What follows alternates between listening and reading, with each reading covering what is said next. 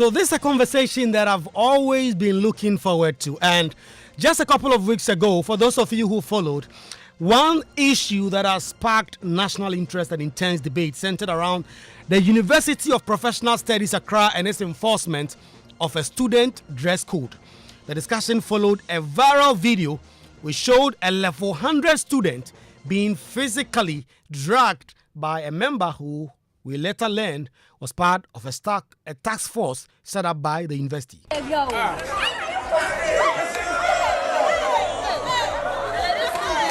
This incident came after UPSA intensified enforcement of its dress code policy, which prohibits items like nose rings, anklets, slippers, shorts, tracksuits, and unkempt hair.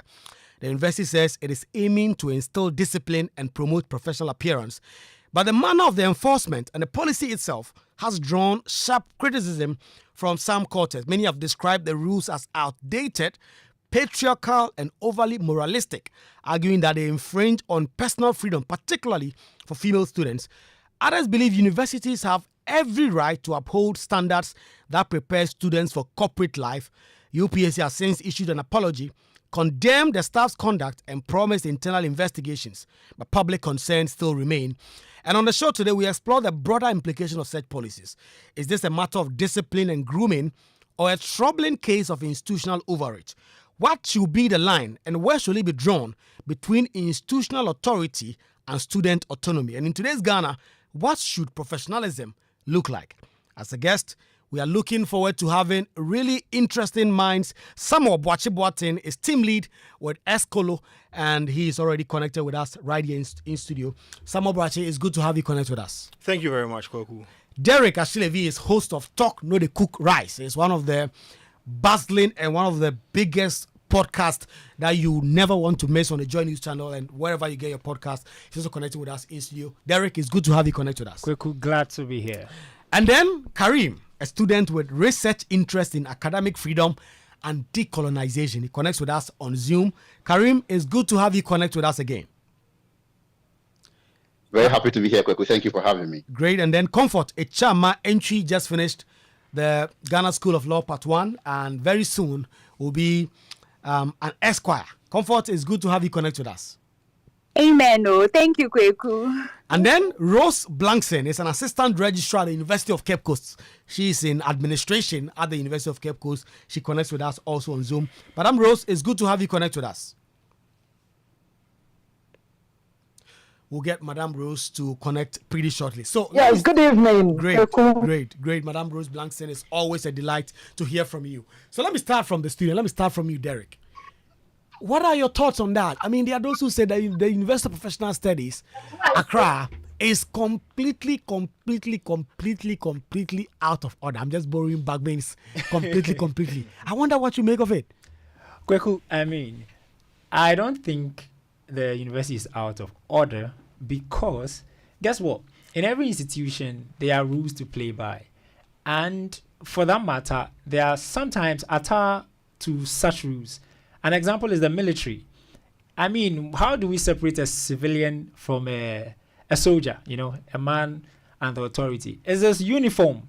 And so if the school is called University of Professional Studies, it tells you that they have a specific target audience or class of students they are looking at grooming for the world. And the university, in another conversation I was listening to, spoke about the fact that these rules have been in existence for more than 60 years. And so it's about time they felt that let's implement it. Kwaku, you and I know that when we're in senior high school, because of the strict boundaries that existed with house masters, you couldn't break bounds, you couldn't go to another school. When we all come to the university, there is a certain natural feeling of freedom. We feel as if, we've been saved from Pharaoh. And so we want to stretch our legs. We want to have fun. We want extreme freedom. And so we tend to bring all of those expectations to the university. But we don't get it wrong. Other schools may have very liberal rules. You and I were in Legon. And let's be honest, sometimes even when people wear to come and write exams, Kwaku, you and I mean, very dangerous outfit. You see them as dangerous? Kwaku, I mean, what do you mean? How does wearing what they call in Satya, I don't know how to describe. In Satya, it's almost like an inner, with without sincerity, braless. coming to write an exam with the excuse that it's exams, I'm hot, there's a lot to chew and a lot to munch on, so I can't afford to put something decent on. And so in some universities, there may not be strict rules there, but this is the University of Professional Studies. And so they have rules to play by, Karim, I wonder where you stand on that. You've listened to Derek Ashlevi break down the context and say that, listen, this is a university that is trying to enforce something. And you also went to Legon. So perhaps, the story he talks about braless people coming to write exams. And, well, they say they have the freedom or autonomy to decide what to wear. Yeah, I have seen enough braless women on the University of Ghana campus, and I didn't have any problem at all with that. So I think it's is it Daniel? Derek, yeah. I think that's Derek's own problem, and I think Derek should be able to deal with that without necessarily having to institute a policy that would now, in this case, be defining for people what is acceptable and what is not. In this case, and I want to circle back to the point of your question to also say that there's a reason. We're looking at a university here, right? There's a reason the expectation of the kinds of people who are in the university are largely in the category of who adults are, okay? And so there's nothing to gain from just simply drawing examples from when people are teenagers and we control them, or when there is a military institution that has its uniform and all of those things. See, precisely the problem with this is that you cannot really enforce a uniform in the way that you want it. And the way that professionalism, in this case, has also been framed is completely nonsensical in my view, because it seems to me that it just fits this very conventional, colonial viewpoint of what acceptable dressing looks like. And so if anybody falls outside of that, then in this case, they have done something wrong. I think I really just struggle to see that. What about fighting sexual harassment also, right? What about the very numerous cases that go to the core of the identity and the values of UPSA that has got to do, for instance, with questionable credentials of academics and people who are teaching in that school, among many other things like that. I mean, those are the things that will set them out as a professional institution, and not so much about going around acting like moral police and enforcing dress code. Because, and again, a point was made about how people claim that it's hot and all of course it's freaking hot in Ghana. I think we all know that, right? So, and again, today, for instance, I made sure to, when I got the invitation to be on this show, to underscore this point that I am interested in decolonization and I'm interested in academic freedom, particularly also because of this point. We've seen what happens also in other universities. Sometimes we like to conveniently choose from other regions when they fit us. When it comes to matters of freedom, when it comes to matters of enforcing and demanding from leaders and managers of universities to focus on what really matters, right? We let them off very easily and then get distracted by this needless distraction that they are creating for themselves. If there's any problem whatsoever at a place like the University of Professional Studies or at many of our academic institutions at the highest level as we know it, it is more about predatory lectures and abusing their positions of power and taking advantage of young girls and all of those things. We know those problems also exist. We don't seem to be very serious about resolving those kinds of fundamental, structural, systemic challenges. What we seem to be so interested in, because what exactly does any of these nonsense debates about what exactly one must wear or one must not wear in UPSA, what exactly does that do for anybody, really? Some would say it preserves the university's professional outlook, and that is the statement they put out defending that. But Karim, please hold it there for me. I'll come back again. I know Derek is yearning for a rebuttal. I'll come back to him also pretty shortly. But some of watching is here in studio with me, some of watching about him. Do you agree? You've heard Karim, you've heard Derek. I wonder between the two, viewpoints that have been shared, where you stand on that. Thank you very much, Kwaku. In regards to your cherished listeners, Kwaku, this issue raises for discussion, questions surrounding matters of fundamental human rights and institutional powers. You see, let me state emphatically from the onset that individuals do not exist in isolation. We are part of a society of which, society that has been nurtured with, principles of morals, equity, and good conscience. So, in a context where an individual sets to, act in a way contrary to the established morals, we need to condemn that. However, in our condemnation of such acts, we should make sure that we respect the human dignity, and we do that in all what humanity. Kwaku, my argument is multifaceted in the sense that students should not be allowed to dress in a way that will interrupt other students from pursuing the same goals for which they are admitted in the school. And two, the way to curb this is not a breach of what? Right. You understand? So my I wonder, what kind of dressing would actually inhibit someone else? We all go to class and someone else decide to wear something. You're a serious student, you go and focus on what you came to do. What are you looking at? Well, UPSA is an institution, and they reserve the utmost right to enforce the principles contained in the provisions of their handbook. You see, before an individual gets enrolled on UPSA or become a student of UPSA, they purchase forms. And within that, there are terms, in contract, in the context of contract, there are terms of contracts. So within the terms of contract contains the provisions on the codes of conduct and dressings and all that. So it lies not in the student's mouth to say that they did not see.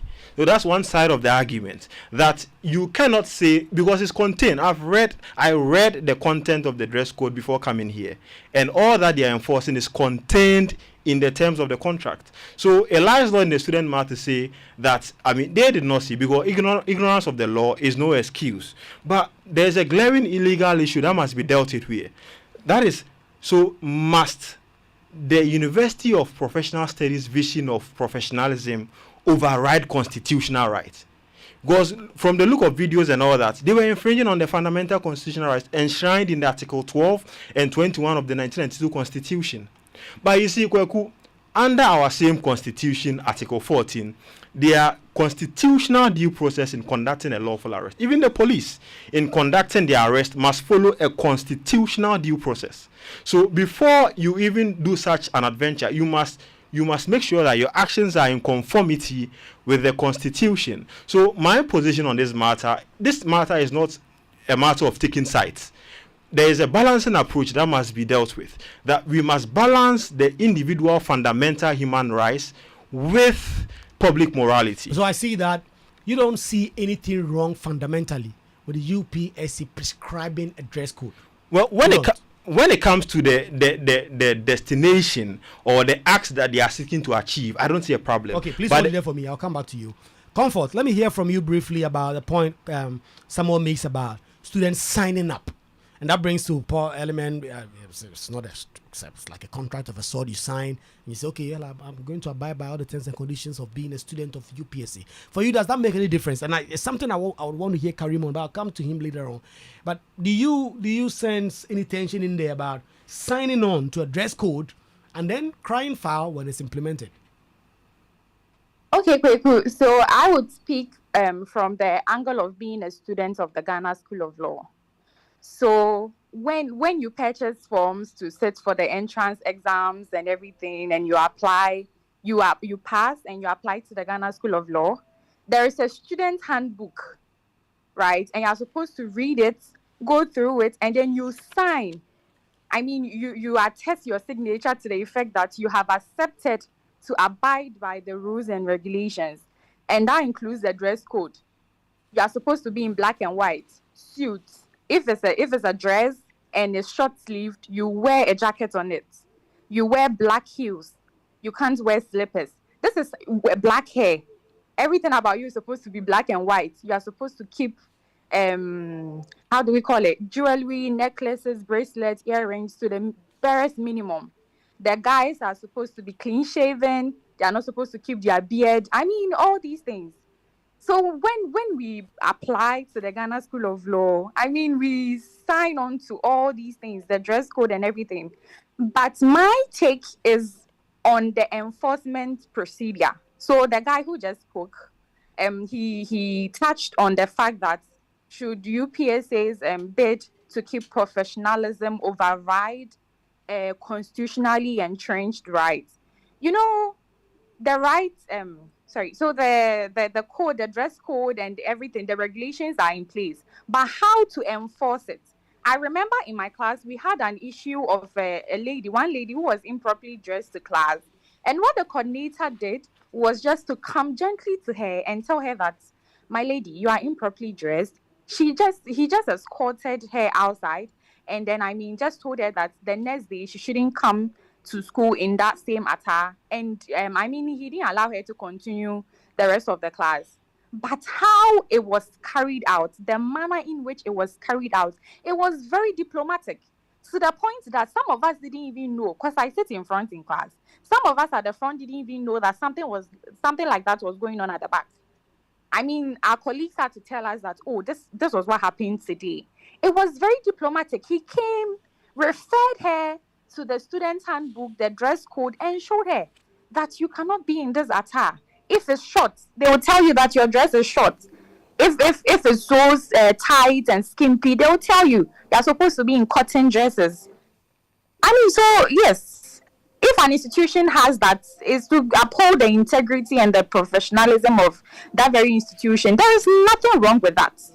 And you all bear with me that Ghana School of Law, they don't take their dress code and things lightly. If you flout it several times, your name will be written in the book of shame. And during the call to the bar, you may not even be called to the bar. Maybe you might have passed all the courses, but because of that, because of flouting the dress code, you may not be called to the bar. I recall one incident. Okay, so before you give us those anecdotes, and I'm really interested in getting to know about some of these stories, you told us the one about your classmate who was respectfully escorted out. I want to hear from Madame Rose Blankson, because she's an assistant registrar at the University of Cape Coast. As far as I'm concerned, I haven't heard that UCC has a dress code, but I wonder what she thinks about what the sister university UPSA is doing, and whether she thinks, in fact, it should actually be across board in almost all universities, because UCC, as far as I'm concerned, does not implement any such strict dress code. Good evening, Kwaku, and good evening to your cherished listeners. Yes, UCC doesn't have a strict dress code, but UCC has dress code. Like any human institution, when we say we are going to a formal gathering, it's a formal gathering, and your outfit, your appearance must be formal. So even though UCC doesn't have a strict dress code for attending functions, which includes lectures, seminars, and all the other programs that students and staff are expected to be, when we are attending such programs, we expect our students to be formal. I remember in my days when I was in UCC, and even before then, people used to laugh at UCC students that we were always dressed formal. And when they say formal, they mean either flat shoes or sandals, or block shoes with your dress neatly ironed just above your knee or a little below your knee. And, when a Ghanaian says formal, when a British trained individual says formal as in formal. And we were laughed at. I remember in those days, they'll call us old ladies, grandma, grandpas, and all of that. But this issue of UPSA, for me, has two sides. If indeed there are prescribed outfits, which is formal. As for me, I don't want to go into the decent and indecent, because that is a whole controversial issue on its own, and it needs a full day to discuss. But when we talk about formality, we all know what is formal. If you are attending an interview, you would not wear jeans, ripped jeans with what they now call clogs or crocs. I think it's crocs. It used to be footwear for medical staff in the theater. But now it has become fashion, and students go to lectures wearing such footwear. Some go to the lecture room wearing something flops, but they wear them. They go out there dressed like that, and they look so indecent. Some in the hair that, I mean, their hairstyle, as if there is nothing at stake. And the medical students, it's not only law students like the immediate speaker mentioned. Even medical students have prescribed outfits, wear formal. Are we trying to make it look like those in those professions, the so-called prestigious professions that have formal and prescribed attire? In UCC, there is a department, I'm not very sure which department, but they have a day. They all wear blue shirts and black trousers tucked in with a flying tie. It's a department or a faculty thing. So they have just designed that for their students.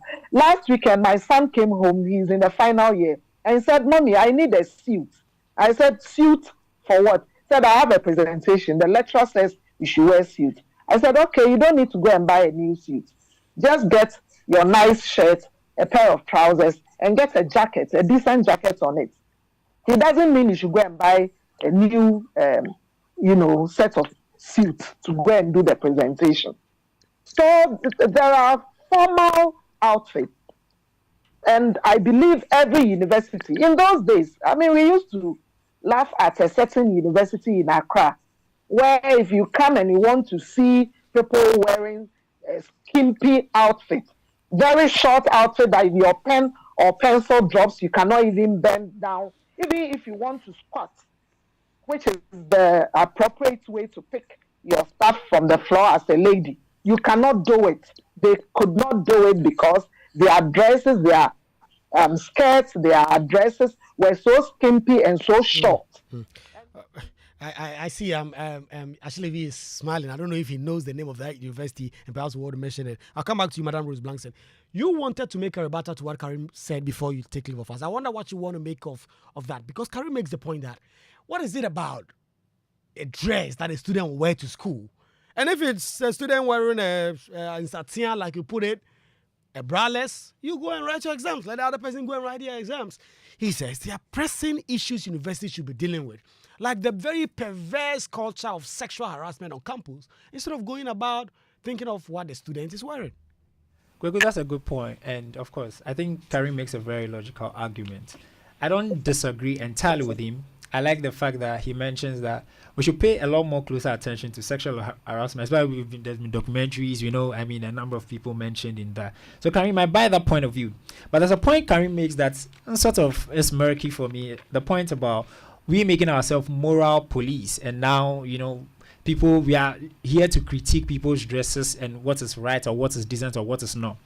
Guess what? He makes a point that in our sense to evolve, we've copied so much that we're even getting UPSC students to wear jackets in this hot weather, and so we should wake up from that sense of wokeness. Wokeness is a Gen Z language, which means you more like you've over-evolved, you've assimilated somebody's culture so much to the point that it's now ties into what you already believe in.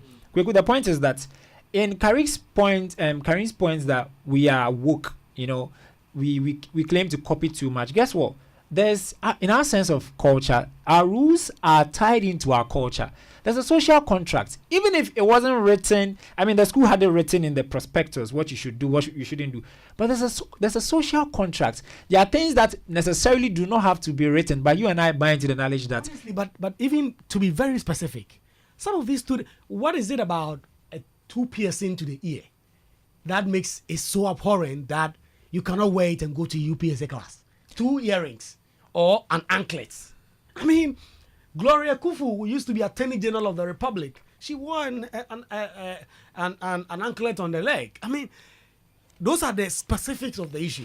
What is it about a tracksuit that a student can wear to school on a Monday, for instance? Or you can't pierce your nose and go to school. Because the point I was making to somebody was that if you were to enforce, say, piercing of nose, you actually block an entire cultural group from going to school. Because if you go to Nima right now, Yeah. 5 out of every 7 Muslim women you see in Nima have a nose piercing. It has nothing to do with degeneracy or because they want to, because it's just cultural. It's what it is. And so if a university funded with public funds has that as a dress code, that you cannot go to class with a nose piercing or double piercing on your ears, it doesn't even factor into it the cultural aspect of who that person may be or where they are coming from. Quick, guess what? Of course, I don't buy into some of the extremes. It doesn't make sense that what has nose a piercing on my nose got to do with my intelligence. So I mean I started with Karim on that. But my point is that once I do too.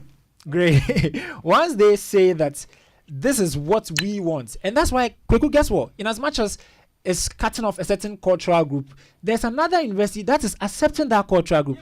That's the same argument people made about the Rastafarian students in Achimota. They said, okay, if Achimota say they don't want Rasta, then go somewhere else, they will accept. We cannot create rules and say, okay, well, these people have created this for themselves. But it's okay, actually, I'll come back to you if you are still here. But let me hear from Karim. Karim, you're on an island. The entirety of this panel seem to agree. Listen, a dress code is okay. And that, listen, of course, they have issues with a couple of things around it. You just brought the nose piercing argument. But they strictly argue that a dress code is relevant. And so they also talk about the fact that, oh, you can fight sexual harassment. At the same time, apply these rules strictly and ensure you have very decent dressing on campus. Decency. Moral argument. That's the point you're making. Karim, man, you don't want to listen to that? Yeah. Hello, Kwaku, can you hear me? Yes. Oh, great. Yeah, I was a bit worried previously, but I think now I'm a lot calmer.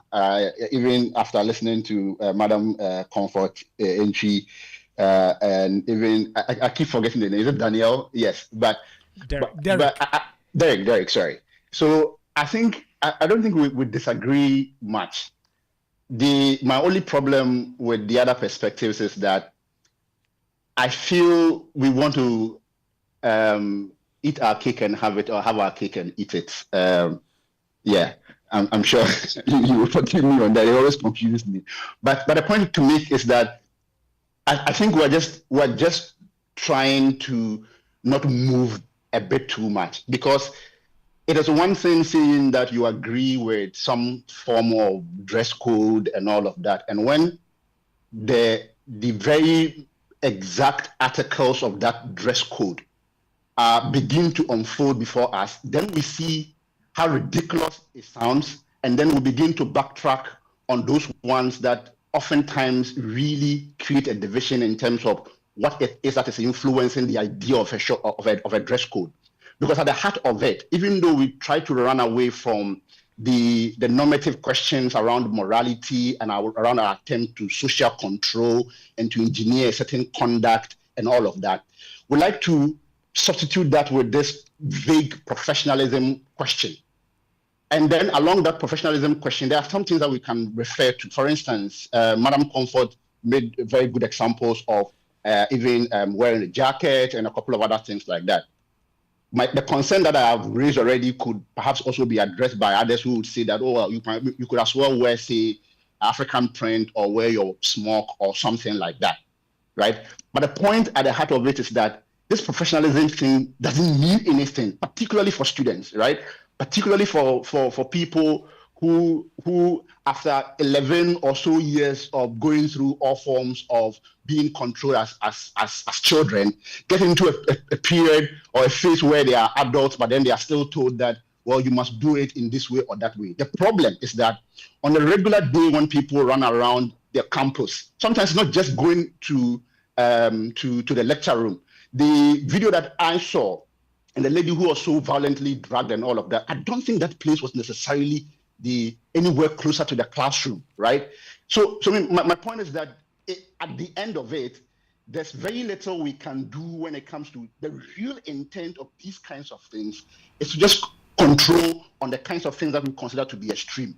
And it is the the aesthetics around nose rings, around how the length of someone's skirt, around whether or not their back is showing, and around whether or not the color of their hair is too loud for someone who set up any of these rules. And so for me, that is why when we're having conversations Karim, like I this, heard a UPSA lecturer, yes, Mr. Ishak, actually speak to a sister station and say, Charlie, as lecturers, they go to school, they go to class, and students have they are seeing things, breast and other things too, and people have their nipples showing through their dress, and they're uncomfortable about it. They have to go about teaching, and that's why they have to enforce some of these dress codes. You don't see the utility argument from there. Yeah, because there are many things that I also don't like, you know. And if, for instance, you were you were staff at Ghana Water Company, right? And I come to pay water bill or whatever. I know people would say that this is different because we are looking at a student-lecturer relationship here. And that is also precisely why I have a problem with this, because this patrimonial viewpoint that we have of people that we have paid money to teach us. I just can't accept it, because you're not my parent, right? You're not the moral godfather of anybody. So, for instance, if a lecturer of UPSA is troubled by the way that someone moves about, right, in a way that I would not be, I think that's entirely their problem, and they must resolve it. Many of these people, consider they either studied abroad or perhaps have had the opportunity to work there as visiting scholars and all of those things, right? I'm not sure they exactly say those kinds of things. If he said perhaps that at the University of Oxford, if he was teaching there, he probably would lose his job, because it is an unacceptable creeping movement into spaces that the only reason we're able to so comfortably go about these kinds of things and say them the way that we do. And I respect that, of course, we need to be able to also have free conversations about it in the way that we are having here. But you see, when we begin to hear these kinds of things, for me, it is more a red flag and an indictment on these individuals than anything else. There's absolutely nothing about someone wearing whatever it is that is not against the laws of this country to come and sit in your class that should prevent you from teaching. If you are unfit to stand before people who are not dressed in burqa or something like that, I'm afraid you have to leave that place. Because again, final point I should make on this, in 2022 or 2023, I was part of this roundtable discussion at the University of Ghana on academic freedom. I was one of 2 students, I believe, who had the opportunity to speak at the Great Hall on this. My presentation was particularly on this, the relationship that we have when we're talking about, making the university community better and all of that. And then again, the relationship that exists between students and the people who are supposed to be teaching and managing us and all of that. In the vast majority of instances, the people who present the most morally depraved experience for students are their lecturers. We need to focus more on that and not give them arms and arsenal to have flimsy excuses about someone's dressing being a distraction to them and all of that. Please cut it. Right. Watch it. I want to know what you think. The others would say that, listen, a university campus is a place where people must have freedom to express themselves in diverse ways, because you see, speech is not just what people say. And if young people who are at their formative stage are being locked to dress in a certain way, so imagine, like Comfort says, every law student at the Ghana School of Law, black and white. I know UPSA law students also wear black and white every day. There's no form for expression and all that. Where do you stand on those who make the point that university campuses are places where students must express themselves, learn, relearn, and unlearn, and then get out into the world and be doing something better for themselves, and not to be boxed? Kwaku, thank you. But I do not think that we should trivialize this question. It's a very serious question that it doesn't even demand us taking position on this matter as for or against the situation, because I hold a contrary opinion to one speaker who made mention of the fact that she is against the fact we should focus more on the sexual harassment issue and not focus on less trivial issue of dressing. But Kwaku, let's talk of what is a great contributor to sexual harassment? It's indecent dressing. I don't see that point. Somebody that is completely untrue. That's completely untrue. That is completely untrue. Guys, hold on.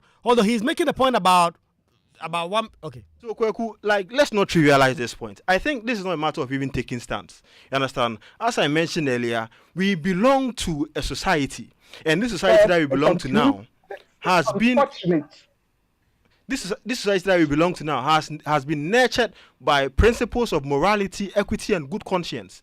So any other act that stands to threaten the survival of the society must be condemned. But the only problem is that in our condemnation, we should act in all modesty. We should be very humane and act in a dignified manner. But I don't hold any opinion. I mean, as to the end goal that UPSA seeks to achieve, I agree with it, the decency. But my only problem is the way that they took to achieve the end goal. You understand? So even I would want to situate it in the context of that the 1902 Constitution. Our Constitution and Article 14 provides ways even for lawful arrest. A police officer in the conduct of his duty cannot just go and effect a lawful arrest. You must satisfy a constitutional duty, a due process, that you must inform the person. You must inform the person the reason for the arrest and his right to a lawyer. So in spite of the fact that we all have varying opinions about this, I think the end goal should be encouraged. We should not play sides and all that on this matter. We should encourage the end goal. Just that we should try and massage. There should be a balancing approach to between human rights and public morality. Okay. Thank you very much. Madam Rose, should universities in the first place be doing anything like a dress code? Of course. I don't know what point I can make about this so that I don't sound in a certain way. But shouldn't, because who decides? Because the point Karim makes, and I'm struggling. So there should be. There should be, but you see, when we say formal, our university, the classrooms, whether at the university level, basic school level, senior high school level, is a formal setting. So when you are going to a place like this, you should dress formally. Now, I am an assistant registrar at the University of Cape Coast. I love jewelry. One of my favorite jewelry is an anklet. And I wear my anklet. I wore my anklet proudly, even before I was a queen mother. I love my anklet. And nobody in the University of Cape Coast questioned why I wore anklets. Well, if it was questioned, faced me to tell me to take off my anklet. And as was rightly said, Justice had anklets.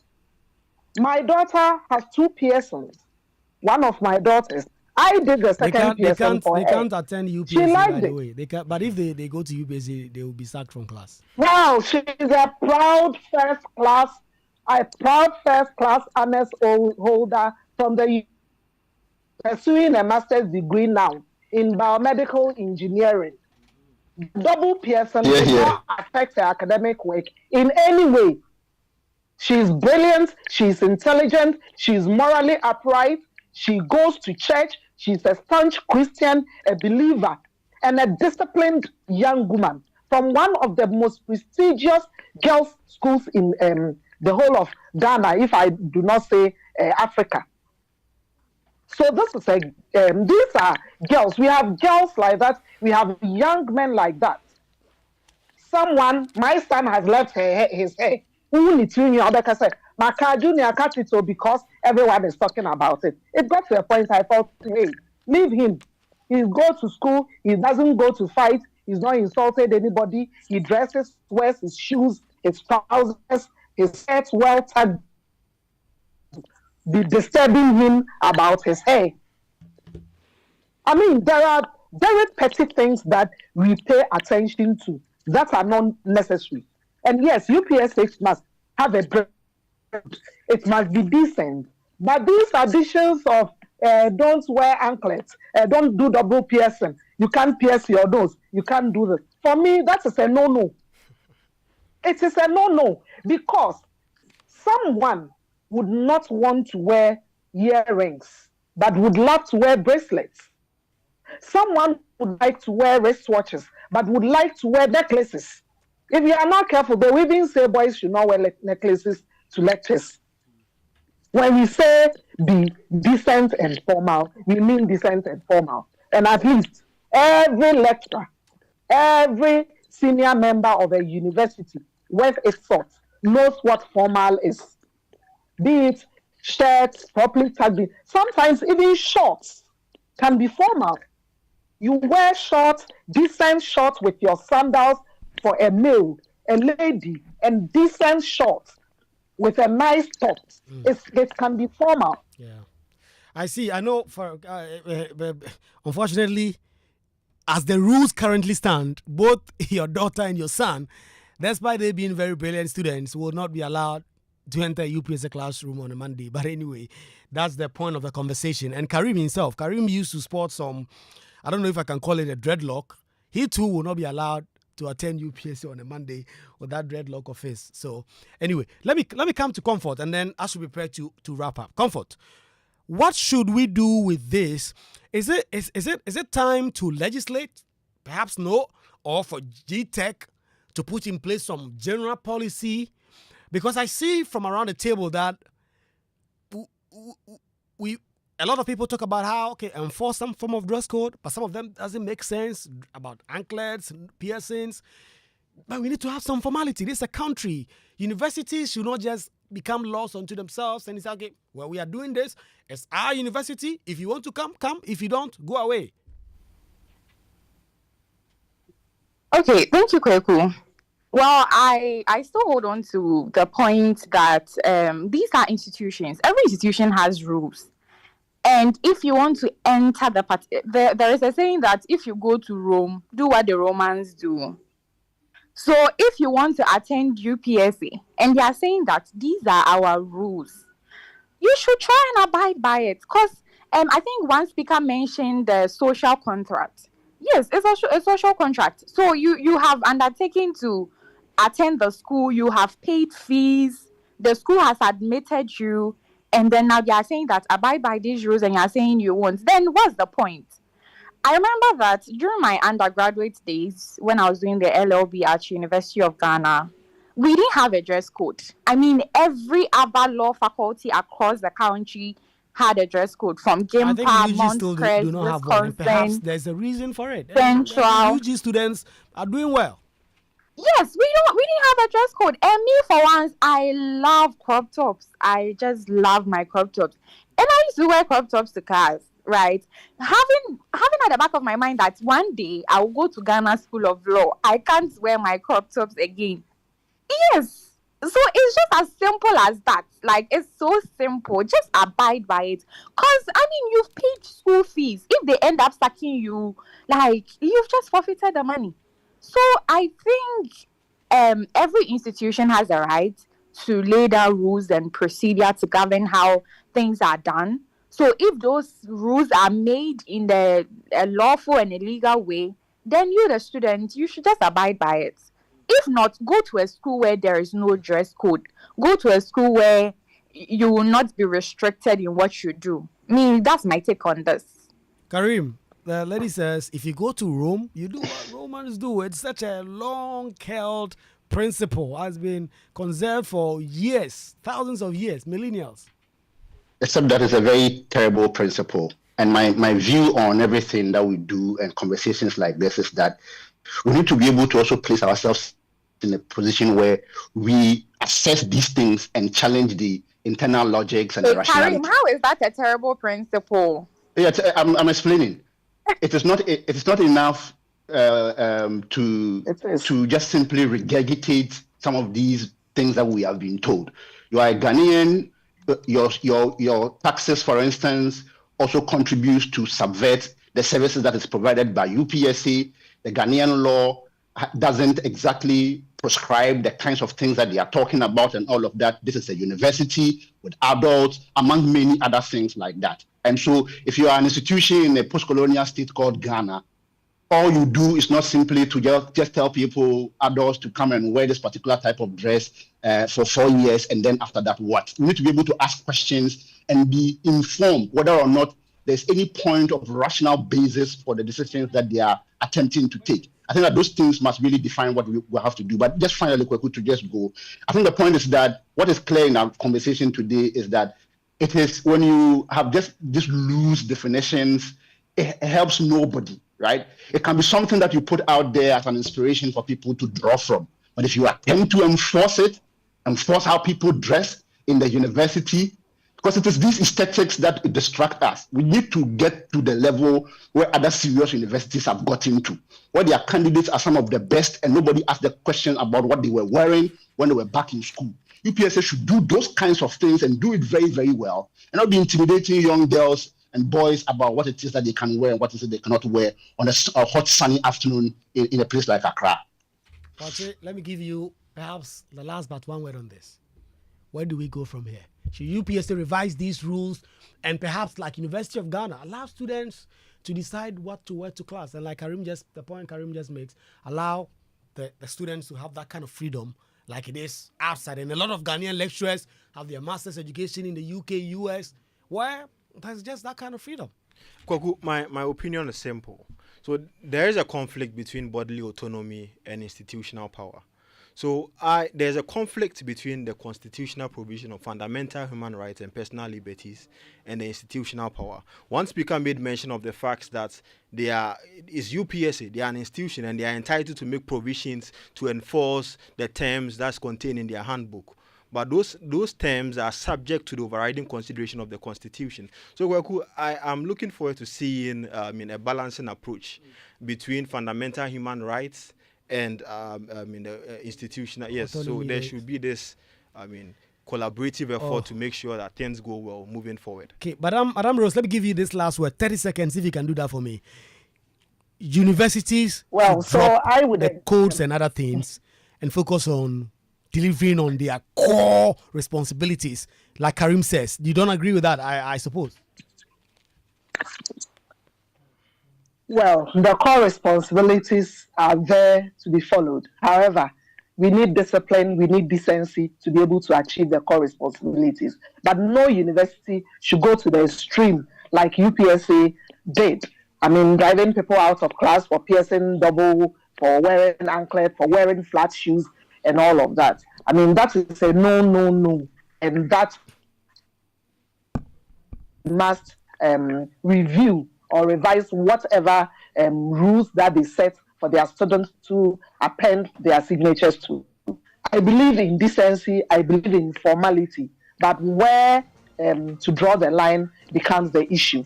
And as humans, if we are going out of line, we ourselves, we know. If you dress and you are stepping out and you know it's not formal or decent, you, the individual, is one to tell you. So I think it's a both sides issue. Same thing Samuel Boche has been talking about here. Finding a delicate balance. Thank you very much, Madame Bruce Blankson, Assistant Registrar at the University of Cape Coast. You had also Comfort, a Chama entry. He says, Charlie, no, crop top, share with Legon. But she knew once she went to Ghana School of Law, she was not going to be allowed to wear all of that. And she's been wearing a lot of black and white lately. Karim, student with research interest in academic freedom and decolonization, so perhaps you understand where he's coming from. A lot of these are just colonial in terms of the way we view it. Just that those who colonized us, they don't do those things anymore.